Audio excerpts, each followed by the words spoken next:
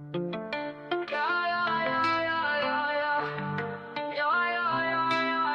wake up to the same old fight, chasing shadows in the night. Promises made, but I let them fade. Caught in the cycle, I'm feeling betrayed. Round and round, I'm losing ground. Trying to break free, but I can't see. These negative patterns are haunting me. Nights turn to days, I'm losing my way. Thought I found peace, but it's led me astray. Chasing the high, but it only brings pain. The more I run, the less I gain. Hey everybody, hey, and welcome to another session of Tarika Say It Again. And as a life coach and educator, I had the opportunity to teach a few sessions on self-care, which fell up under the umbrella of health and wellness.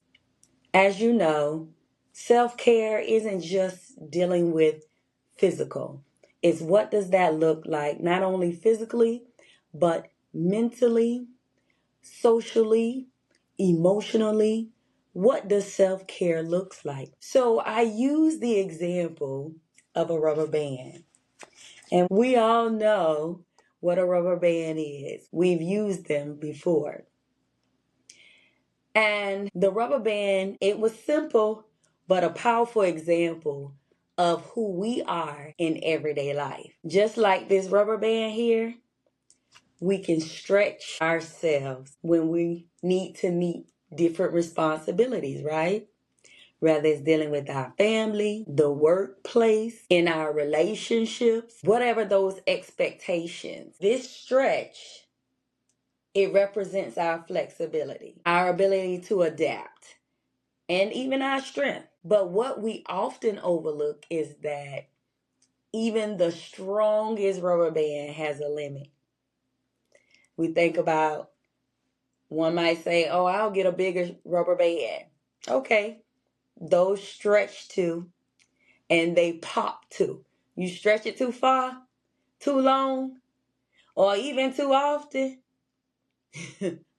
it'll snap, it'll pop, it'll break. We've all experienced a broken rubber band, and it hurt too. Let us not forget it hurt. So thinking about our lives, if we are stretched too far, too long, or maybe too often without resting, we'll break down. We'll have those crash out moments. We'll have those outer body experiences.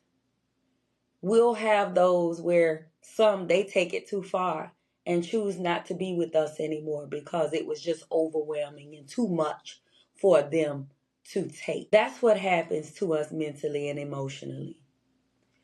We keep showing up, pouring out to others, being everything to everyone, but we don't always check in with ourselves. We don't always release the tension. Take a moment to even breathe. You know those exercises. Breathe in, breathe out, inhale, exhale. Count 1, 2, 3. And that's where mindset comes in. A positive mindset isn't about pretending everything is okay. It's about being intentional. Yeah, you heard me. Being intentional with your thoughts. Protecting your peace. That's a big one. And recognize when you need to pause and rest, especially if you are the head of your household. I always tell my women when I speak to them that they are the backbone of their family. And as women, our well-being, that sets the tone. Men, we can't forget you either. But I say that because you all can't have kids. So it's just a little added extra responsibilities on us as women. If you're overwhelmed, burnt out, or mentally drained, that energy trickles down. It trickles down into everything and everyone connected to you. You can't pour stability into others if you're running on empty. You can't give nothing back. You've heard the example before. When you have 2 dead batteries, what we doing? What we giving out? Nothing. Self-care is not a luxury, and I know for some of us we use it as that. Don't. Please don't. Self-care should not be a luxury. It should be maintenance.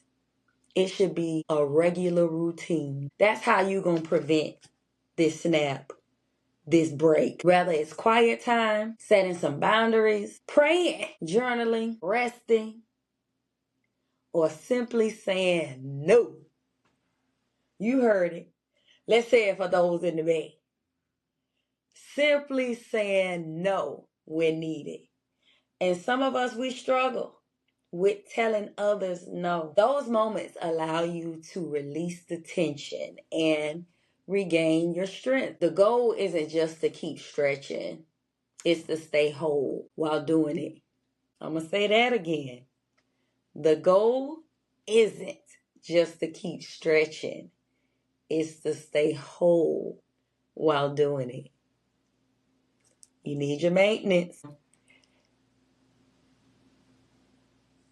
I help some young adults create a self-care plan. A self-care plan is important because it shifts self-care from something you occasionally do into something you intentionally live by. I just said it's important. It shouldn't be a luxury. It should be something we're doing all the time, being intentional. And without a plan, most people only rest when they're already overwhelmed, when the rubber band is stretched to its limits. But a self-care plan helps release tension before you reach your breaking point. Not only that, it creates awareness. When you have a plan, you start to recognize your personal warnings. And some personal warnings could be irritability, getting irritated easily, exhaustion, being exhausted or tired, lack of focus, not being able to focus, emotional detachment. You're not emotionally tied. It doesn't make you no difference. Either way it goes. Instead of pushing through, you already know what you need to do to reset. It becomes less about reacting and more about being proactive with your well-being. It also builds discipline around protecting your peace. A lot of people think self-care is just, say, those bubble baths, pedicures, massages, or going on vacation. But did you know it's deeper than that? It's deeper than those things. Boundaries, that's self-care. Having those boundaries, knowing what they are.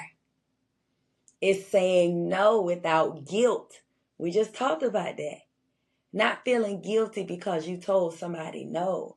You did what was best for you and your family. It's getting enough rest even when life is busy.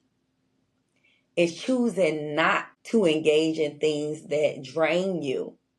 And we know people can be draining. Not just tasks and things, but people, personalities.